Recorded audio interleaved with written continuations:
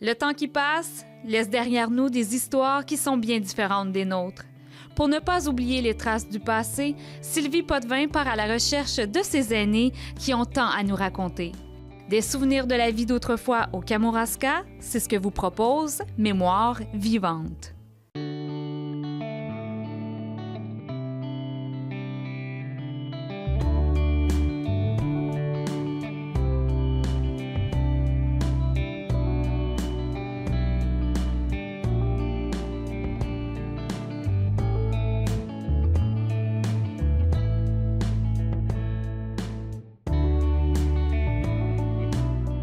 Bonjour, M. Caron. Bonjour.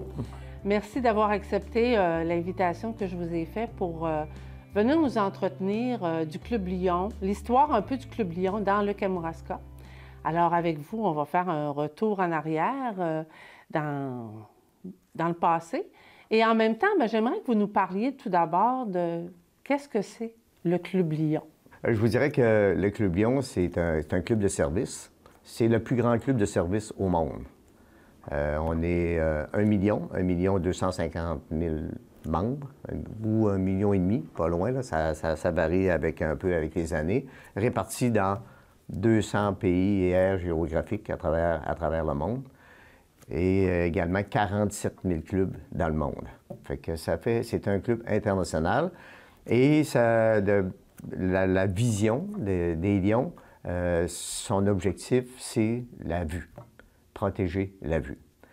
Je pense que ça serait quand même intéressant de dire que le Club Lion international a été fondé en 1917 à Chicago, aux États-Unis, avec un homme d'affaires, Melvin Jones, qui avait réuni des hommes d'affaires à Chicago. Puis il y avait eu une conférencière à un moment donné vis-à-vis des hommes d'affaires qui s'appelait Helen Keller, qui était aveugle.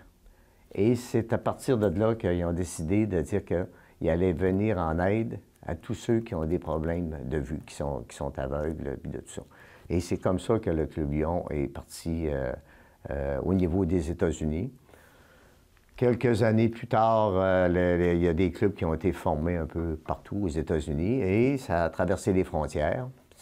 Le Club Lion a été fondé à Montréal, Et je pense que le premier président, il s'appelait Tris Coffin, qui était une figure légendaire du Club Lion ici, au Québec. Et c'est de là que le Club Lion est devenu international. Et il a toujours gardé cette vision pour les aveugles, les non-voyants, puis de tout ce qui peut arriver. Donc, avec le temps, c'est certain que ça a été vers le diabète.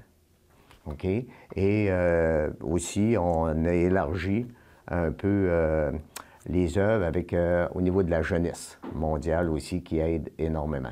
Fait que c'est un club qui est à la grandeur du monde. Et comme je le disais tantôt, c'est le plus grand club de service au monde. Et comment c'est venu dans le Kamouraska? OK. Dans le Kamouraska, comment c'est venu? Je vous dirais que idéalement, le premier club qui a été fondé, le Kamouraska, c'est Rivière-du-Loup. Je ne peux pas vous dire l'année exacte, mais nous, le Club Lion de Saint-Pascal, on a été fondé par le club de Rivière-du-Loup. Rivière-du-Loup qui avait recruté des personnes de Saint-Pascal, des Gilles Morneau, Carole Landry, Gilles Thériault, Michel Tremblay, qui à un moment donné, puis ça prenait aussi 25 membres pour former un club. Ah oui? OK? C'était comme... Ça, c'était obligatoire. C'était obligatoire. la convention internationale. C'était dans les buts du lionisme. C'est comme ça que ça fonctionnait. Et le Club Lion a été fondé, effectivement, en 1979, que le Club Lion a été fondé à Saint-Pascal. Ça veut dire qu'il y a un anniversaire important cette année? Le 40e, c'est ça. On l'a souligné lors du... Party Crabe, on l'a souligné le 40e. Et on a encore 2 membres fondateurs à l'intérieur du club, Gilles Morneau et Carole Landry, qui sont membres depuis le tout début. Moi, je dis souvent que j'ai pas un avantage, mais un privilège. J'ai été le premier membre initié du club. Fait qu'en 79, le club a été fondé en septembre 79. Et moi, j'ai été initié en décembre 79. Fait que, le Club Lion, c'est de là que le Club Lion de Saint-Pascal est parti, avec environ une trentaine de membres. Et depuis ce temps, ben, le Club Lion de Saint-Pascal existe, puis il a fait pas mal d'activités et d'actions dans le Kamouraska ici, dans le territoire qu'on dessert. Est-ce qu'il y avait déjà d'autres clubs dans la région? Il y avait la Pocatière qui avait été créée aussi, je ne peux pas dire exactement l'année. Puis, suite à ça, bien, il y a des clubs qui ont été formés aussi. Rivière-Ouelle-Saint-Pacôme a été fondé. Et même le Club Saint-Pascal, après avoir été fondé en 1979, le Club de Saint-Pascal a fondé le Club de Mont-Carmel en 80. En 80, le Club Lion de Mont-Carmel a été fondé avec les mêmes bases, avec 25 membres, puis c'est un club qui est encore très actif. Et un petit peu plus tard, en 90, on a fondé le Club de Saint-Bruno. Saint-Bruno a eu son Club Lion dans une dizaine d'années. OK? Avec un bout de la dévitalisation un peu, que les jeunesses étaient partis à l'extérieur. Le club a été fermé, mais quelques membres, 5-6 membres, ont transféré au club de Saint-Pascal et ils sont encore membres. Jules Bernier, Guy Paradis, qui sont encore avec nous autres. Ah, parfait, ça. Et puis, vous parliez tantôt des actions que le Club Lion a fait dans la région. C'est quoi les principales activités qui ont été, que vous pouvez nommer, qui ont été réalisées? Il y en a énormément, là, qu'on a. Je pense que on peut penser à le centre communautaire Robert Côté, qui a été fait avec le Club Lion, le Chevalier de Colomb et l'Âge d'Or. Et le Club Lion était le maître d'œuvre de ce projet. C'était un projet de tout près de 600 000 $. Et lorsque le tout a été complété, environ en 80, je ne me souviens plus, 90, si je ne me trompe pas, il a été remis à la ville pour la somme symbolique de 1 $. Et on a dit à la ville maintenant, faites-le virer, faites-le tourner, puis jusqu'ici, vous voyez que le centre Robert Côté, si on n'aurait pas ça à Saint-Pascal, qu'est-ce que ça ferait comme... Il manquerait des salles à quelques endroits. C'est pas juste Saint-Pascal, c'est régional. C'est régional. Le Club Lion Saint-Pascal, surtout, son territoire, il couvrait un peu comme de Sainte-Hélène, Saint-Germain, aller vers Saint-Bruno, Kamouraska et Saint-Pascal. C'est son territoire qui desservait un peu dans l'ensemble des œuvres. Après ça, il y a eu pas mal plus d'activités. Les principales œuvres, on avait acheté un autobus pour la villa de Saint-Pascal. Les mâchoires de désincarcération pour le système incendie de Saint-Pascal. Ça aussi, c'est tout ça desservait l'ensemble du territoire, mais c'est tout le Club Lion de Saint-Pascal qui avait ça. Et il ne faut pas oublier les radiotons qu'on avait organisé avec l'ensemble du territoire de Rivière-du-Loup à aller jusqu'à la Pocatière pour équiper les hôpitaux d'appareils au laser à Rivière-du-Loup pour les yeux. La clinique, les soins intensifs à la Pocatière aussi qui ont été améliorés, des radiotons qui ont ramassé des 40-50 000 $. Ce sont toutes des œuvres que le Club Lion de Saint-Pascal a participé. Dans les dernières années aussi, on a eu la bâtisse L'Envol. L'Envol, là, pour les personnes un petit peu, que je dirais, handicapées qui pouvaient rester à l'intérieur. Fait que ça aussi, c'est une autre réalisation à l'intérieur des œuvres. Il y a eu les Jeux du Québec, il y a eu énormément d'œuvres. Pour vous dire un peu, je pense que ça va généraliser un peu le tout. Au niveau des œuvres en argent, quand on parle en argent, après 40 ans, cette année, on devrait prendre le 750 000 $ en argent seulement. Et ça ne comprenait pas comme le centre Robert à côté, où est-ce qu'on a mis quelques sous, mais c'est pas le... Donc, vous voyez que pour un groupe de 25-30 personnes qui ont été capables là, de se réunir ensemble, de mettre leurs forces ensemble, puis de dire, bon, nous autres, on va aider la communauté, bien, je pense que ça apporte un apport très important. Et aussi, on le voit par les autres clubs, que ce soit les optimistes, Chevaliers de Colomb, n'importe quoi, on se demande aujourd'hui, même si les clubs sociaux ne seraient pas là, où est-ce que serait l'ensemble des municipalités? Il manquerait des sous à certains endroits, assurément. Sûrement. Assurément.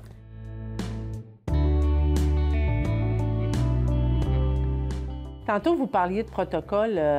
J'imagine que c'est très protocolaire comme... Pas tant que, pas tant que ça. Pas tant que ça. C'est que normalement, à l'intérieur, de la façon au niveau des activités, généralement, on fait environ comme des activités entre nous, là, qu'on parle. Là. C'est deux rencontres par mois. Soit des soupers ou ça peut être des déjeuners ou 5 à 7 ou quoi que ce soit. Et généralement, on a comme un genre de petite table d'honneur, OK? Puis il y a le président, puis après ça, si on a des conférenciers, conférencières, bien, qui viennent nous parler.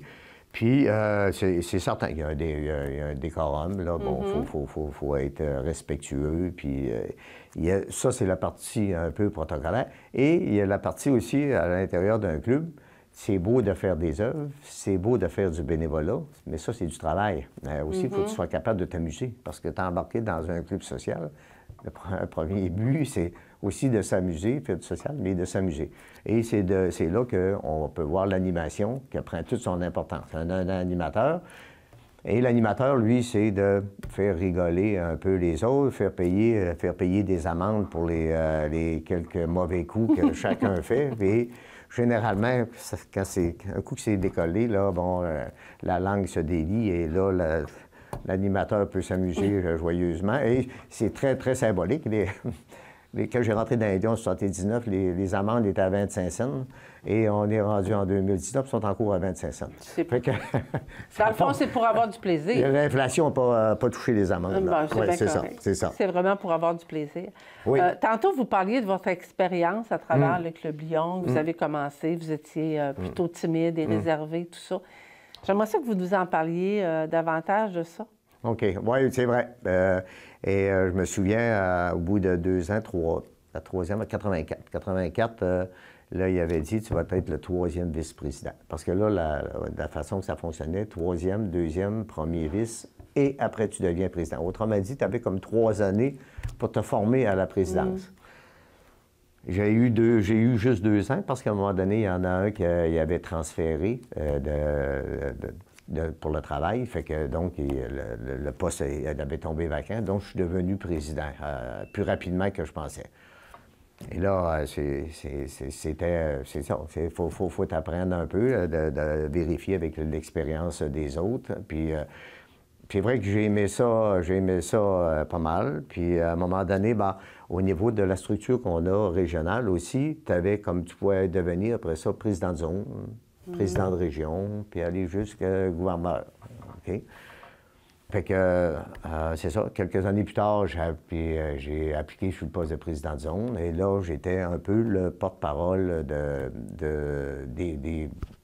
du Club Lion international pour la zone. Fait que, ce qui comprenait, comme je le disais tantôt, Mont-Carmel, Saint-Bruno, La Pocatière, Rivière-Ouest, Saint-Pacôme, puis Saint-Pascal. Et même Saint-Alexandre était un bout avec nous autres. Après ça couvrait juste cette zone-là. L'année suivante, j'ai pris la présidente de région. Donc, ça, là, je couvrais jusqu'à Rimouski. Encore la même chose, là, mais le territoire un petit peu plus grand, puis de tout ça. Fait que ça, j'ai fait ça 1 an.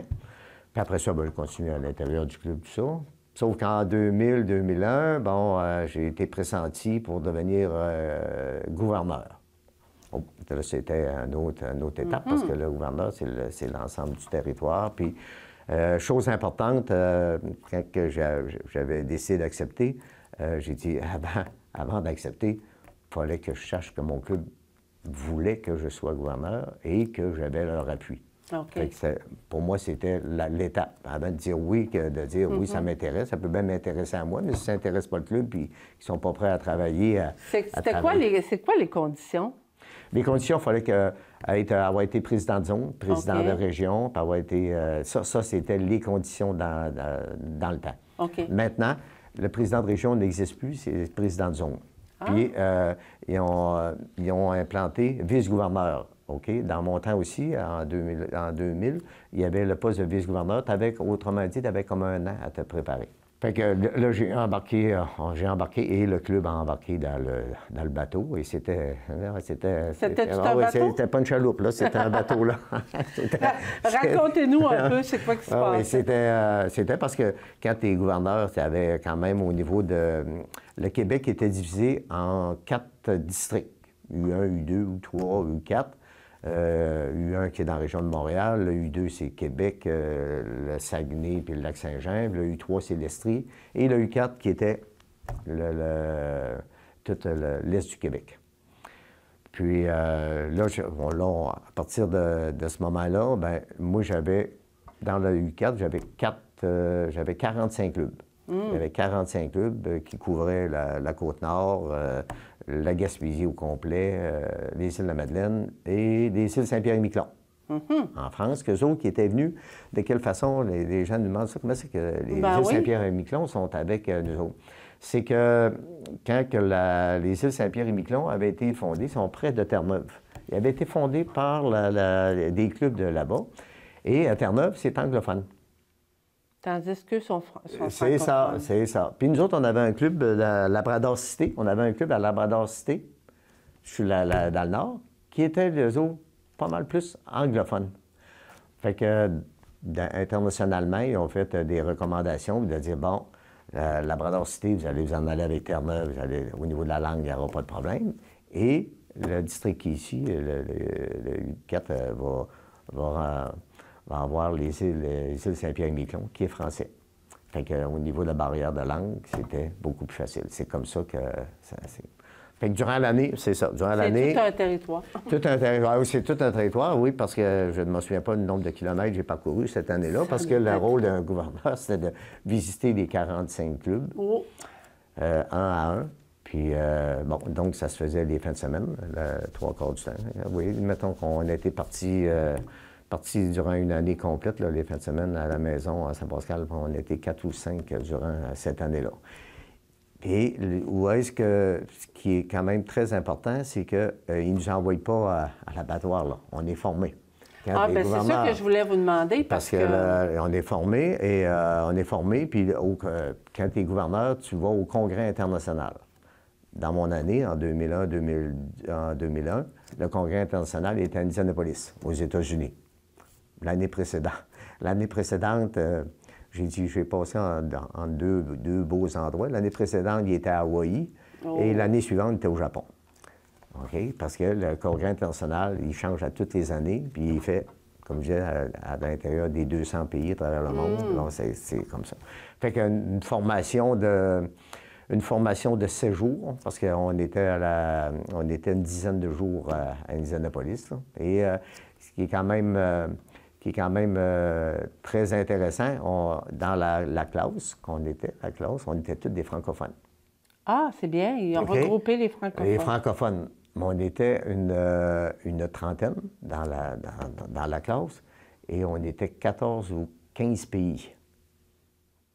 Ça veut dire qu'il y a quand même plusieurs francophones à travers le monde. Le Luxembourg, la Belgique, la France, l'Algérie, le Maroc, c'était toutes ça parlait français, donc ils suivaient la formation française.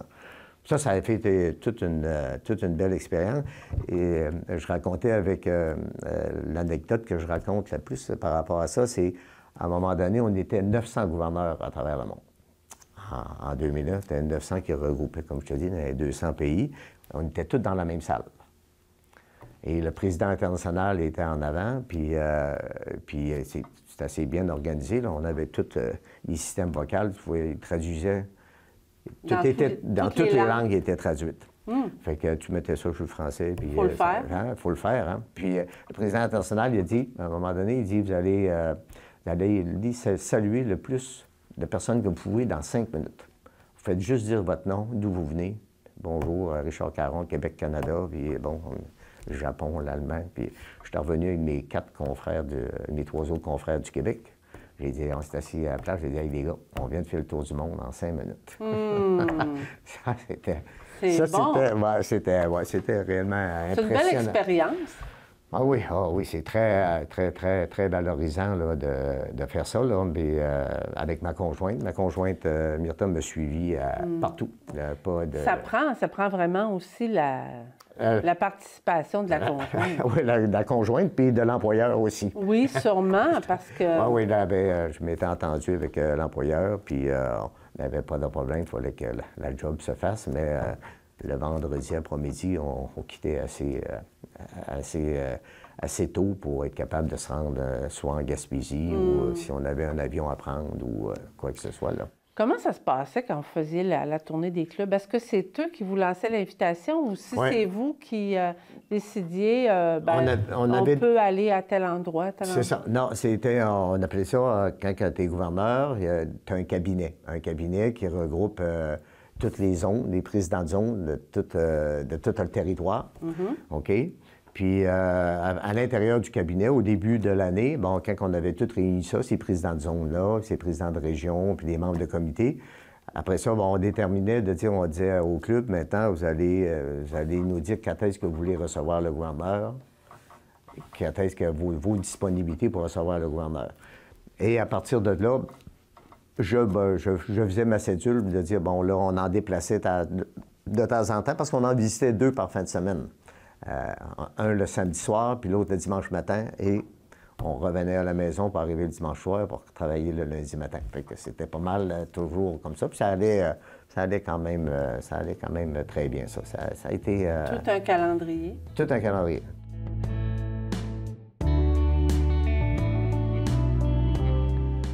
Comme gouverneur, M. Caron, j'imagine que vous avez eu à organiser un congrès? Oui. Je n'ai pas organisé un congrès. C'est le club qui a organisé.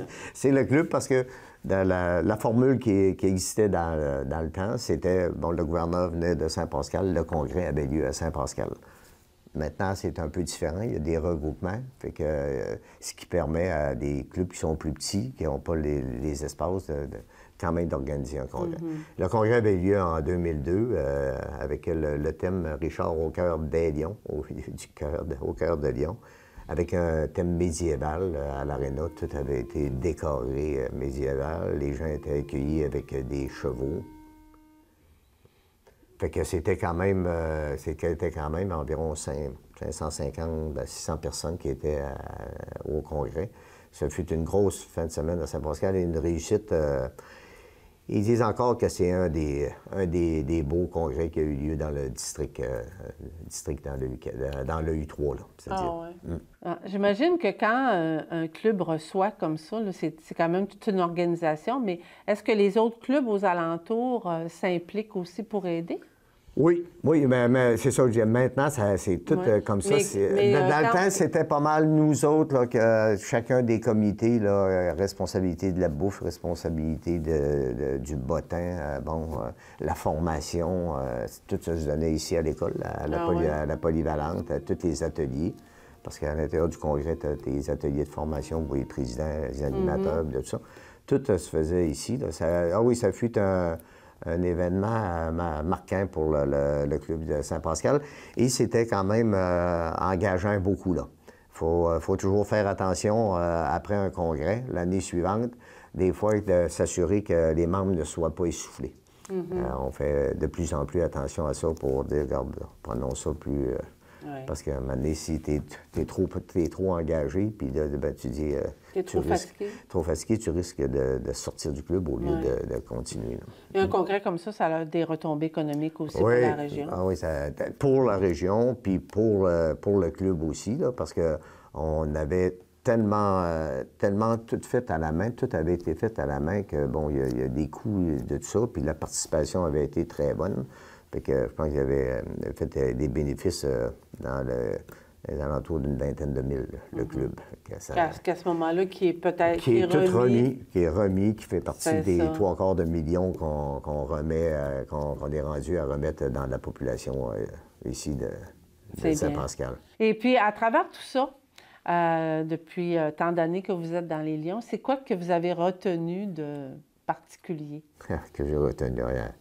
J'ai retenu pas mal, un peu de particulier. Je pense que pour moi, ça a été une base de la vie. apprendre, j'ai appris à connaître du monde, j'ai appris à parler en public, capable de m'exprimer, donner mes opinions, puis d'être encore plus social, puis être capable de faire la part des choses, puis de dire, là, faire des consensus, puis je pense que pour moi, ça a été une base incroyable, là, de dire, aujourd'hui, je remercie. Des fois, je dis ça, puis il rit Jules Morneau. Mais Jules Morneau est mon parrain. Puis j'ai dit ça, j'ai dit, tu peux mettre ça dans tes réussites de la vie. Pour ce que ça vous a apporté oui, c'est ça. Dans votre vie, dans votre travail, j'imagine aussi. Oui, oui. Votre travail, vos rencontres sociales. Rencontres sociales, puis ça m'a donné des ouvertures aussi, parce que après ça, j'ai fait du syndicat, comme tout le monde le sait, pas mal. Mais surtout, c'était sur le même territoire que les Lions, donc ça me facilitait la tâche énormément par rapport au territoire. Puis vous aviez des connaissances? Oui. La seule chose, c'était de retenir les noms. Ah, bien ça, c'est pas évident quand on rencontre beaucoup de monde. Oui, c'était ça, là. Et puis c'est peut-être ça aussi qui a fait que maintenant vous êtes dans le milieu municipal. Ah oui, bien c'est ça. Là. En tout cas, j'ai dit, regarde, on va aller aux limites de ce qu'on... ça aussi, c'est une autre aventure que je ne m'étais pas fixé comme tel. J'avais été conseiller à la ville de Saint-Pascal pendant 7 ans, 93 à 2000, mais là, à la mairie à Saint-Bruno, j'avais dit, bon, ça s'était parlé, puis on avait un petit peu de pression, puis là, j'avais dit, j'ai dit, tiens, on va tenter l'aventure un peu. Je déteste pas l'aventure, mais c'est pas mal plus exigeant que je le pensais. Mais c'est pareil, on l'a accepté, fait qu'on va essayer de mener le mandat à terme. Pensez-vous que vous êtes un homme de défi? Je déteste pas. Je déteste pas de m'engager des fois dans l'inconnu un peu, là, puis de découvrir ça. Mais je déteste pas ça, là. Oui. Bien, merci beaucoup, M. Caron, pour cette belle entrevue. Ça me fait plaisir.